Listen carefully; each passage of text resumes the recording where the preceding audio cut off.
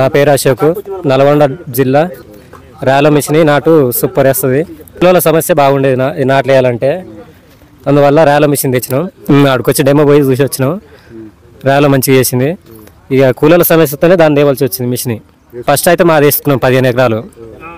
15 first season వేసినాక ఇక రైతులు ఫీల్డ్ చూసారు మాది. చూసినాక జర మిషన్ నాటు మంచిగా ఉంది కదా, మొత్తం ఇక మిషన్కే అలవాటు అయ్యారు. దూరం ఫస్ట్ దూరమే ఉందన్నారు. ఫస్ట్ ఇదే నాటు అన్నారు. లాస్ట్ కోసాలకే 1:40-50 వచ్చేది పిల్క, ఒక గంట. అందువల్ల రైతులు అందరూ అప్పుడు మామూలుగా 20 ఉండే, ఇప్పుడు 40 నుంచి 50 ఒక గంట కర్రలు. సర్వీస్ బాగానే ఉంటుంది.